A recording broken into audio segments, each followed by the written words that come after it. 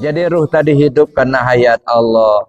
Ruh itu kuasa karena kodrat Allah. Ruh punya kehendak karena iradat Allah. Kalau begitu yang punya kuasa siapa? Ya bukan ruh, Allah. Nah, kalau kita arahkan akunya ke Allah, bukan tubuh, bukan ruh. Nah, baru kita tauhid, menyembah Allah namanya. Itu satu, Pak. Jadi artinya jangan diarahkan ke tubuh. Nah, makanya kalau kita katakan sengaja aku sholat subuh 2 rakaat, aku sholat, aku yang mana? Ya. Nah, kalau akunya ke tubuh kita, apa memang tubuh kita punya kuasa? Enggak. Kuasanya tubuh karena kuasanya ruh. Kuasanya ruh karena kuasanya Allah. Berarti yang kuasa Allah. Nah, di rahasia. Maka saya bilang tadi, ada tubuh, ada hati, ada nyawa, ada rahasia. Jadi akunya itu ke rahasia. Siapa itu rahasia? Al-insan siri wa ana siruhu. Manusia rahasia, aku itu ya rahasianya manusia itu. Makanya akunya itu kepada rahasia, kepada Allah. Tetapi ini tidak akan sampai, Pak, selagi kita masih merasa ada.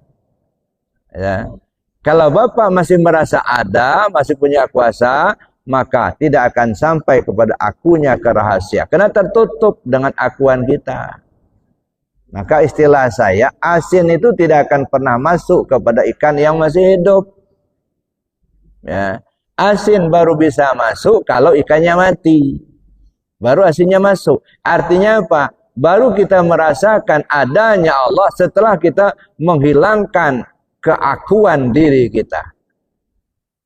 Selagi kita masih merasa ada, maka adanya Allah tak akan tampak oleh kita. Karena ditutupi oleh akuan kita.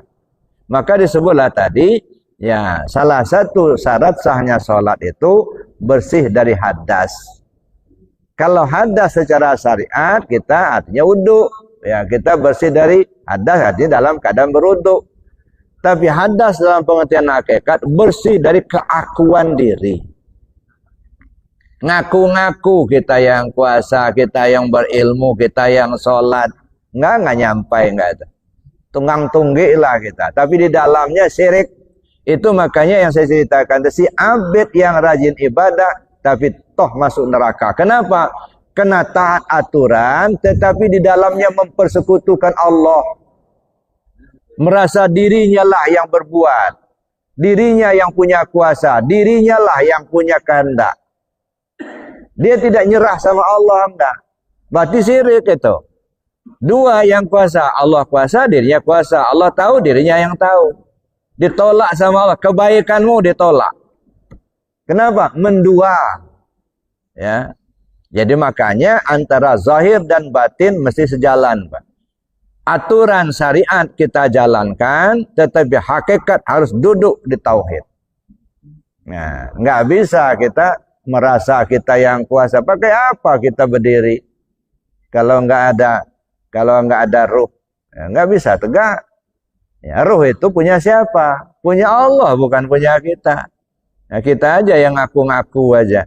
Aku punya ruh, aku punya kuasa. Padahal itu fanafaktu fihi min ruhi. Kutiupkan ruhku, kata Allah. Bukan ruhmu. Ruhku. Ruhnya Allah. Nah, coba. Nah, ini kita untuk mendekatkan. Janin dalam kandungan ibu, kan prosesnya 3 kali 40. 40 pertama nutfah. 40 kedua mudghah. 40 ketiga alaqah. Setelah dia sempurna, fanafakhtu fihi min ruh. Kutiupkan ruhku, kata Allah. Nah, setelah ditiupkan ruh, maka janin menjadi hidup. Hidupnya janin pakai apa? Pakai hayat siapa? Hayatnya janin apa hayatnya Allah? Hayatnya Allah, kan? Nah, janin itu hidup pakai hayatnya Allah, bukan hayatnya janin. Nah, setelah dia sampai waktu lahir ke bumi. Setelah dia lahir ke bumi masih hidup. Hidup yang dia bawa ke bumi itu hidup siapa itu? Hidupnya Allah yang dia tiupkan waktu di janin itu dulu. Nah, sampai sekarang kita pakai, ya, ruh siapa? Hidup siapa? Hayatnya Allah, bukan hayatnya kita. Contoh lagi, Pak. Umpama ini Adam. Ini contoh, ya. Sudah terbentuk ini. Ada kepala, ada mata, hidung, mulut, tangan, kaki, dan semuanya sudah lengkap. Tapi ruhnya belum ada. Ya. Kira-kira kalau ditanya, kamu siapa? Kira-kira bisa jawab nggak? Nggak bisa jawab kan? Karena dia belum ada ruh, belum hidup. Ya. Ini sudah ada lembaga Adam, ya kan? Dia belum ada ruh. Ditanya, kamu ini siapa?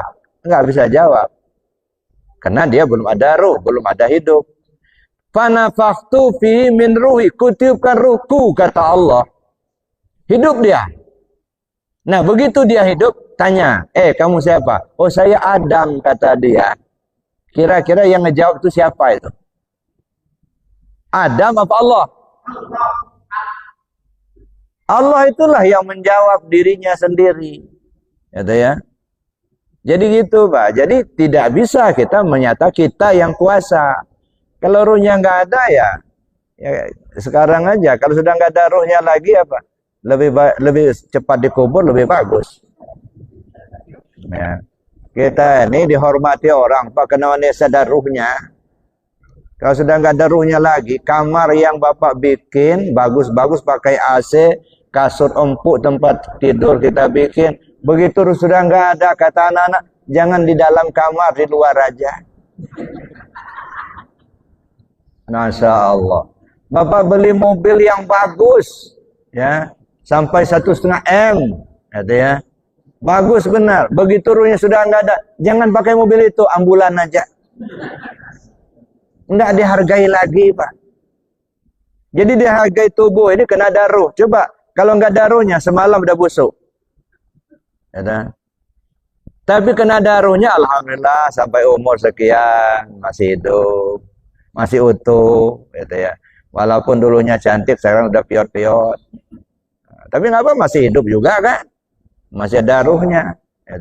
Jadi yang berperan sebenarnya bukan jasanya, ruhnya. Jasad ini pakaian. Maka jasad ini banyak namanya. Bisa disebut jasmani atau jasad atau tubuh basyari, ayan kharajiyah. Itu namanya dia. Kuburan berjalan. Nah, ini kuburan berjalan ini. Yang terkubur siapa? Diri kita. Mana diri kita? Ya, ruh kita itulah yang diri kita. Kalau ini kuburan. Ya, maka istilahnya selagi kita hidup ini sebenarnya kita ini mati. Ya, kenapa? Kita nggak bisa kemana-mana, Pak. Terkungkung sama jasad ini. Tapi begitu kita mati, nah baru hidup. Artinya apa? Bebas kemana-mana. Nah, nggak terkungkung lagi. Ya, maka ada hadis itu, ad-dunya sijinul mu'minin.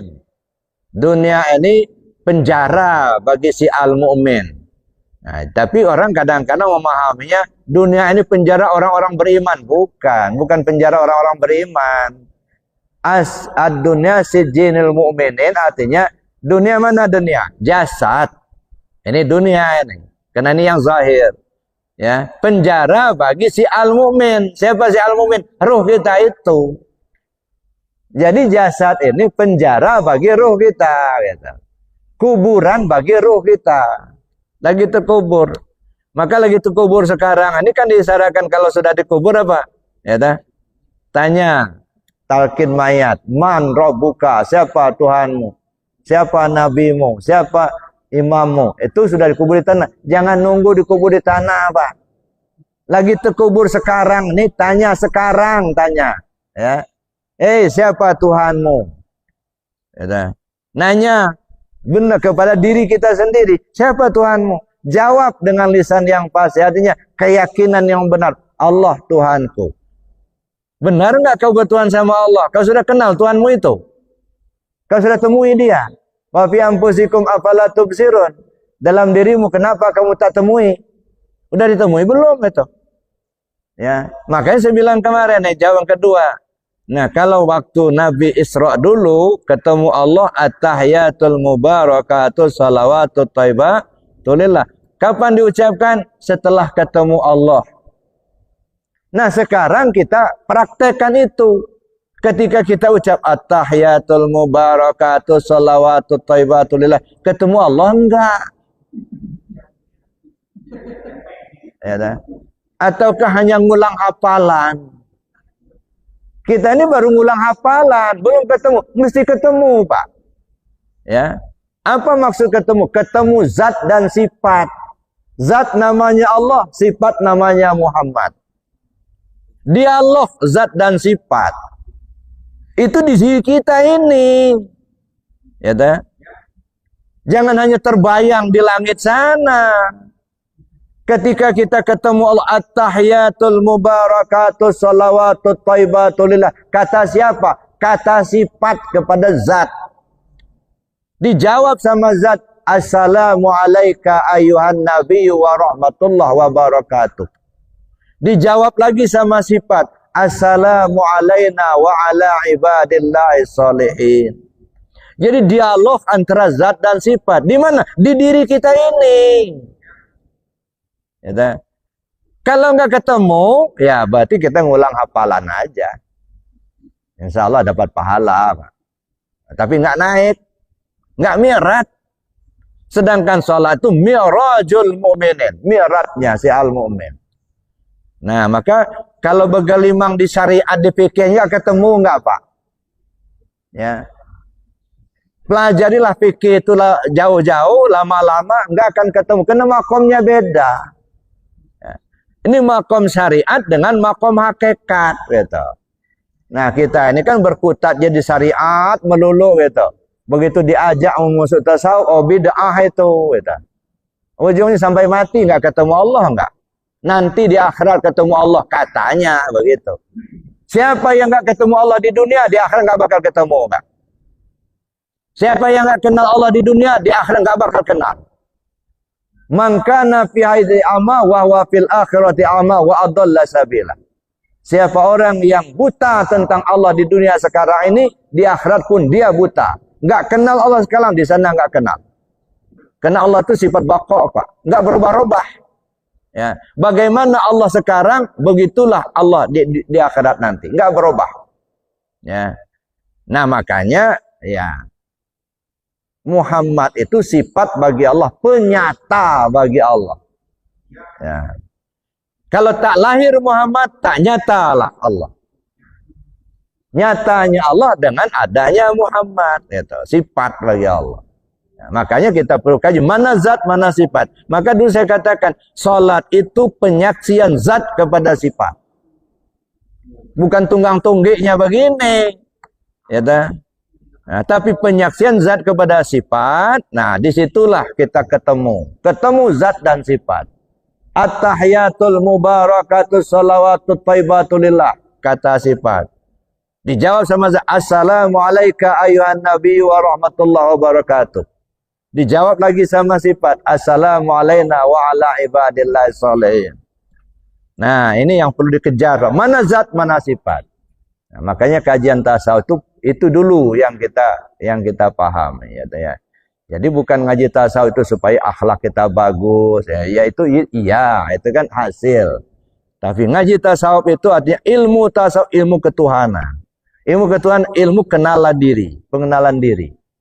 Ya, kalau kita belajar tasawuf tapi nggak tahu dengan diri kita sendiri, mana ilmu tasawufnya? Ada. Jadi jangan terobsesi kita ya kena lama, kena aksesoris akademik, enggak, Pak. Ya dah. Belajar tasawuf jangan terobsesi dengan aksesoris akademik. Oh, dia profesor, dia dokter, enggak penting. Ya. Yang penting bagi kita sesuai dengan jalurnya, ilmunya. Belajar tasawuf cari yang ahli tasawuf. Belajar hakikat cari yang ahli hakikat. Belajar syariat cari yang ahli syariat. Nah, kesampingkan dulu urusan detail akademik. Ya. Profesor, doktor, nggak penting-penting amat, nggak. Ya, kenapa? Karena profesor itu tidak semuanya dia kuasai, Pak. Ya, dia di bidang apa dulu profesornya? Di bidang sejarah. Dia profesor bidang sejarah, kita belajar tauhid, ya nggak nyambung. Tapi kita bangga, oh dia profesor. Profesor apa? Di bidang hadis, dia profesornya. Ya, kita mau belajar ilmu ketuhanan, nggak nyambung. Ya, oh, profesornya di bidang fikih, ya dah. Dia ahli di bidang fikih. Kita belajar tasawuf, nggak nyambung. Ya, Maka jangan terobsesi dengan titel akademik. Kalau kita betul-betul mau menemui Allah.